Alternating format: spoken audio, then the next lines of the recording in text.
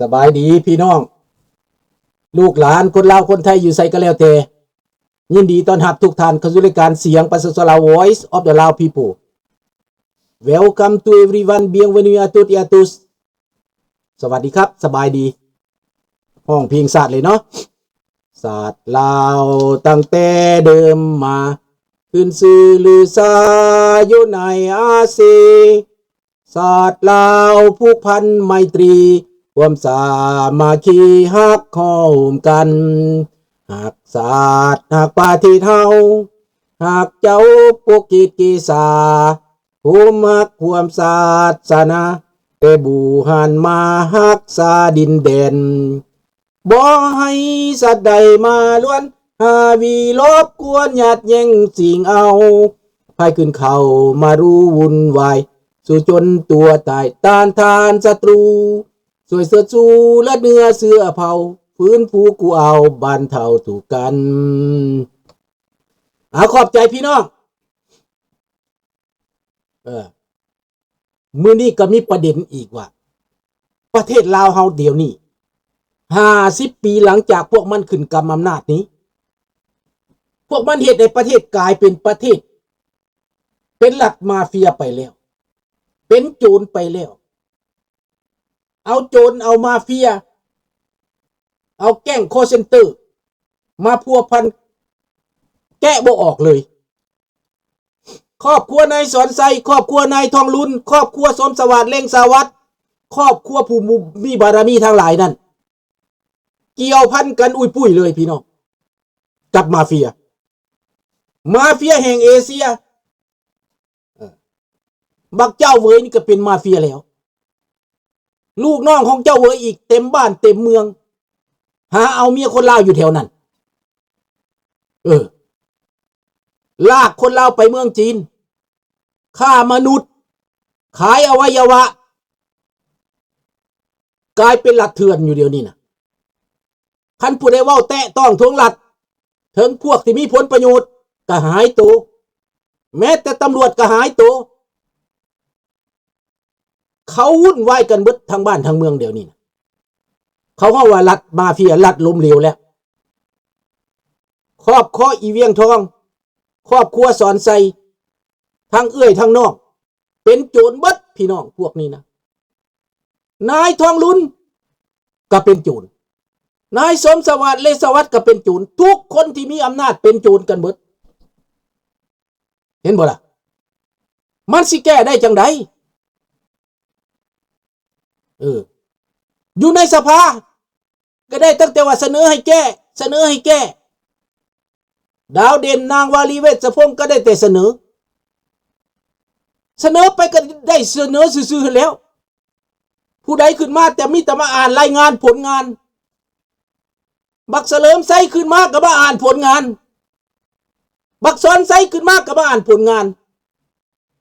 ได้เท่านั้นตื้อได้เท่านี้ตื้อขายบ่อแห่ได้เท่านั้นขายบ่อแห่ได้เท่านี้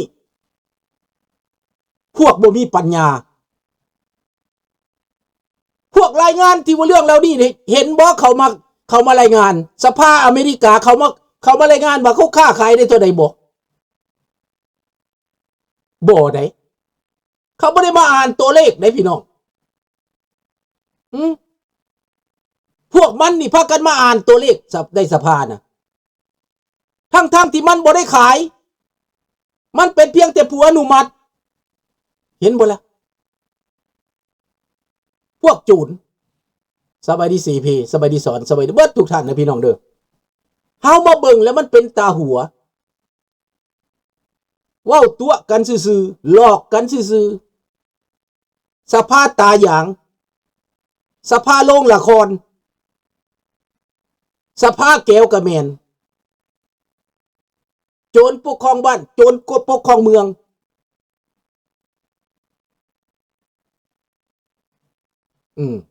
แมนเนี่ยลุงโพใกล้เดือนจะดับเฮ็ดมันจะออกลายเป็นบ่ใบไม้หล่นเนาะบ้านลุงโพมีเฮ็ดหลายเนาะดังนั้นพี่น้องคนลาวที่อยู่ทั่วโลกคนลาวทุกคนที่อยู่ในประเทศลาวตอนนี้นะกระตื่นเบิดแล้วฮู้จักเบิดแล้วเหลือใจแห้งแล้วเดี๋ยวนี้หลายคนแล้ว เขาเหลือใจเขาบ่ฮักบ่จักสิเฮ็ดแหละแปลว่าเหลืออกเหลือใจหลายสบายดีลิบดังนั้นพี่น้องมาฮอดนี่แล้วนะประเทศลาวนี่ถึงขั้นว่าเอาโจรมาปกครองแล้วมันสิไปรอดหรือบ่รอดไกพี่น้องเบิ่งเอาสภากับสภาโจรรัฐบาลกับรัฐบาลโจรมาเฟียเป็นรัฐมาเฟียแล้วปกครองแบบมาเฟียแล้วแต่ละคนนั้นเกี่ยวข้องเกี่ยวพันกับมาเฟียกับโจรเบิดเลิกเข้าไปทุกที90 ปีที่ปล่อยให้โจรมาเฟียนั้นไล่ใส่เบิงทุก90 ปีขยายต่อไปได้ลูกบักสมเจ้าลูกบักเจ้าเวยพ่อบักเจ้าเวยแม่บักเจ้าเวย7สัวโคตรยังได้ครองประเทศลาวต่อไปอยู่มันเซ็นสัญญาพวกมันเซ็นสัญญาน่ะก็แม่นโจรแม่นมาเฟียรัฐบาลก็เป็นรัฐบาลโจรเห็นบ่ล่ะมันไปบ่รอดแล้วมันต้องเอาโจรมามันเฮ็ดให้ประเทศเสื่อมเสียมันกล่าวให้หมู่นี่ปาดตัวบัดมันเว้าพี่น้องเป็นตับเป็นตอนมันใส่ให้หมู่นั่นอันติดคุกพูนแข้งนั่นก็เว้าอยู่นั่นแหละเป็นหยังจังจับเป็นหยังจังจับผู้นำไปเข้าคุกพูนแข้งเว้าอยู่นั่นแหละอ้างแต่เรื่องพูนแข้งนั่นน่ะอย่าลุงโพบอกเขาแน่เป็นหยังจังจับพวกมันไปพูนแข้งนั่นนะเขียนบอกเขาแน่สมัยนั้นลุงโพกับท่านเห็นเบิดแหละว่าเป็นหยังจังจับสาเหตุใดมันกล่าวแต่เรื่องจับพ้นเข่งนั่นแหละมาอ้างมันก็อ้างตั้งแต่เรื่องแหกคุกนั่นแหละมันบ่เข้าใจว่าพวกนี้เป็นโจรซับโจรพวกนี้ปุ้นบ้านปุ้นเมืองกินบ้านกินเมืองนั่นแหละคือโทษคนกินบ้านกินเมืองนี่เมืองจีนเขาประหารชีวิตพัวพันกับคอเซ็นเตอร์กับประหารชีวิตต้มตุนคนกับประหารชีวิตเมืองจีนนี่นะคันแม่นประหารชีวิตนี่โทษประหารชีวิตนี่แม่นประหารเบิดรัฐบาลบักทองรุ่นนี่นะ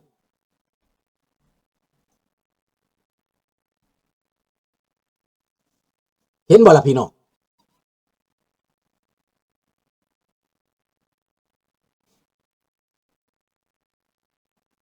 แจ้งจังปากกันบนนรงค์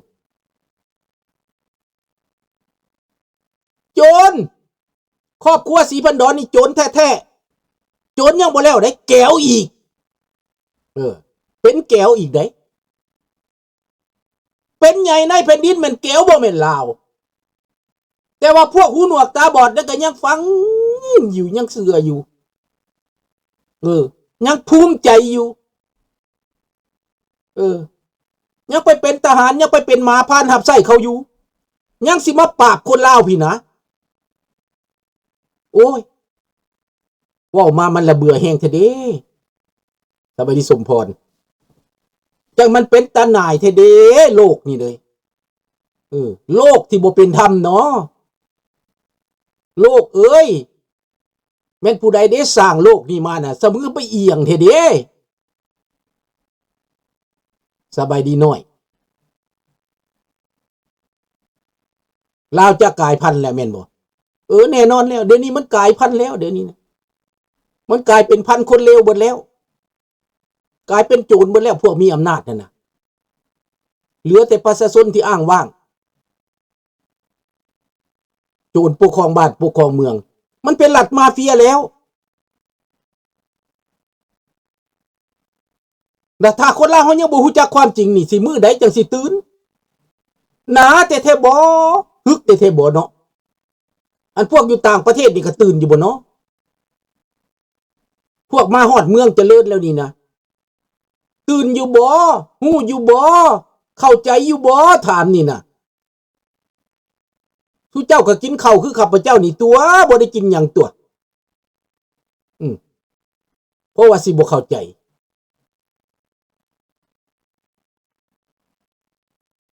ยังบ่พอแถมมีจิกมาครองเมืองลาวอีกแม่นแล้วแก้วแล้วยังบ่พอยังมีเจ๊กอีกเจ๊กนี่แห้งตัวแสบเจ๊กนี่ตัวแสบ ยิ่งแสบกว่าแก้วอีกแก้วนี่มันเอาการเมืองมันปุ้นเทอละน้อยแก้วนี่เฮาฮู้แต่แสบกว่าอีกมันจิกอีกบาดนี้จิกมานี่ขายเบิดเอาเบิดลูกหลานอย่างไหนเจ๊กพวกนี้นะบักสีจิ้นผิงค่ะคือข้าพเจ้าเว้าเนี่ยมันว่าทำท่าปราบมันบ่แม่นเด้พี่น้อง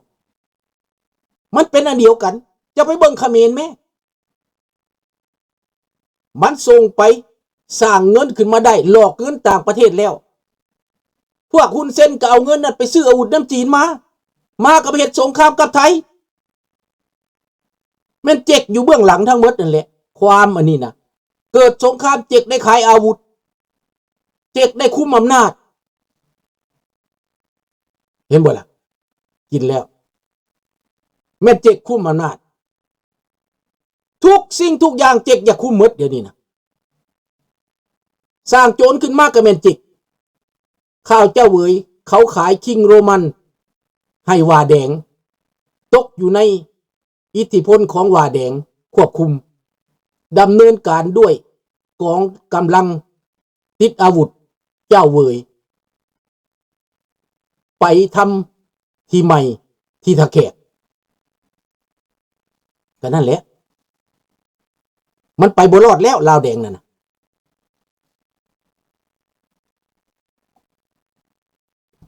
เดี๋ยวนี้มันกำลังตกเป็นบาปเป็นกรรม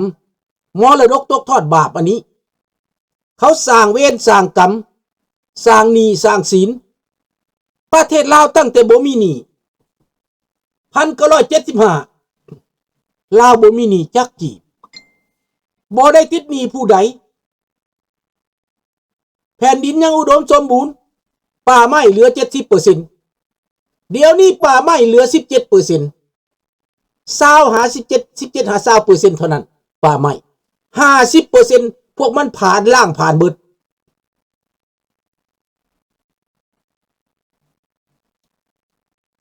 นี่น้อยว่าเขาฮู้แต่เขายันเสียผลประโยชน์ครอบครัว